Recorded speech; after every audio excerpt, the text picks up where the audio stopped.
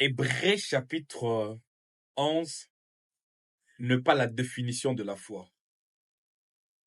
Par contre, c'est la description de la foi. Suivez cet extrait et on se retrouve tout juste après. Chapitre 11, verset 1er, la foi, c'est une démonstration, ce n'est pas la définition. Ça, c'est la description de la foi. Okay. La seule et unique définition de la foi, ayant le regard sur Jésus, qui est l'initiateur et le finisseur de notre foi.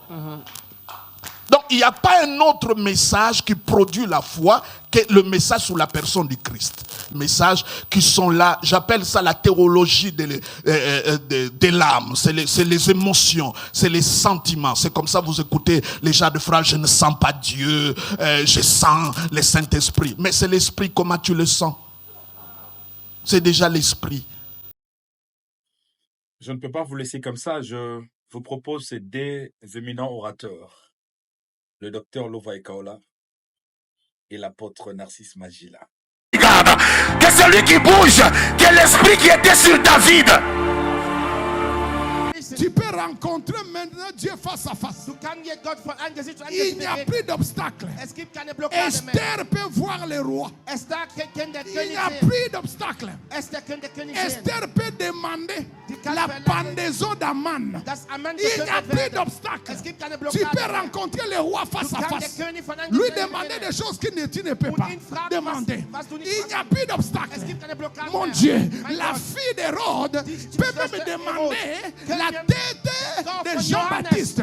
Il n'y a plus d'obstacle. Parce que tu as la possibilité de voir le roi, de lui parler face à face.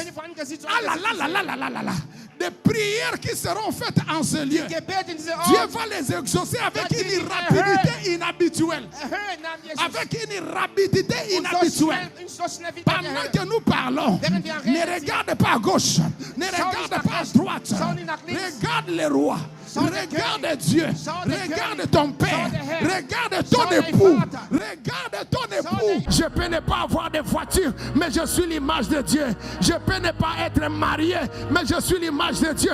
Je peux ne pas avoir des enfants, mais je suis l'image de Dieu. Je peux ne pas être aux États-Unis, mais je suis l'image de Dieu. J'ai ce que le diable n'a pas. J'ai ce que les démons n'ont pas. J'ai ce que l'archange Michael n'a pas. J'ai ce que l'archange Gabriel n'a pas. J'ai ce que l'archange Raphaël n'a pas. Je suis créé à l'image de Dieu. Je suis créé à l'image de Dieu. Je suis... Qui quittent les rangées de Michal pour rejoindre les rangées de David.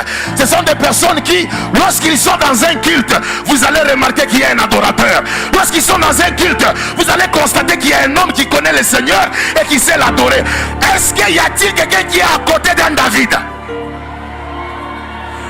Est-ce qu'il y a un David qui est dans la salle? Il chante, mais il est à l'église parce qu'il a un culte avec Dieu.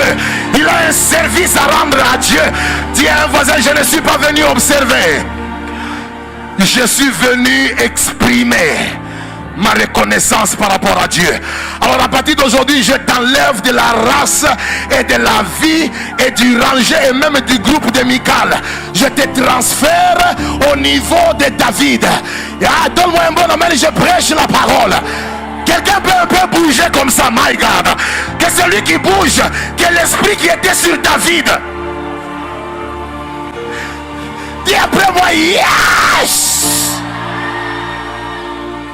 Dis après moi deux. Dis après moi deux. Michal représente les chrétiens qui considèrent le bienfait de Dieu comme acquis.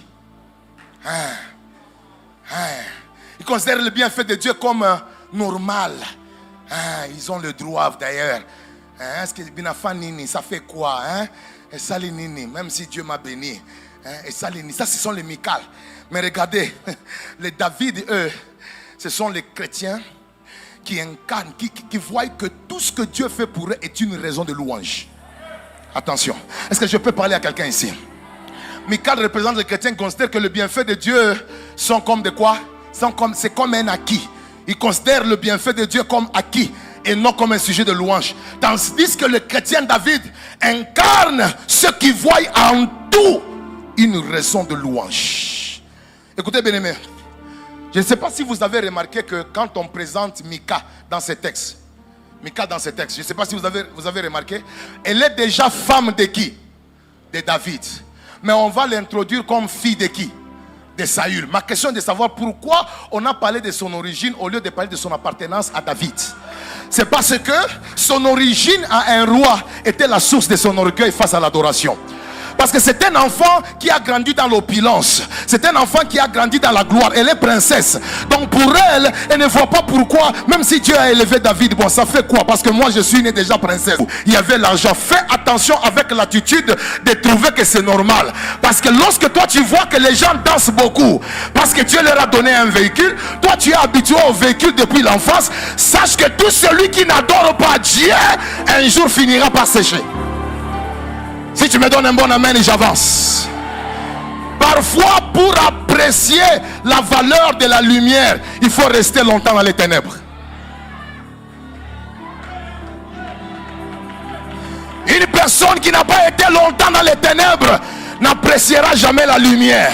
Il y a des gens, pour avoir été longtemps dans la lumière, ils ne voient plus la valeur de la lumière. Mais les personnes qui sont passées par la souffrance, lorsque un bienfait vient, ils connaissent la valeur du bienfait. Ah, je prie que tout celui qui reconnaît que Dieu l'a tiré derrière les brebis et qu'il sentait les odeurs nauséabondes des brebis, et qu'aujourd'hui Dieu les a lavés, Dieu les a purifiés. Si tu es là, est-ce que tu peux un peu bouger là où tu es? Si tu ne bouges pas pendant que je parle, j'ai peur que tu sois comme Michal.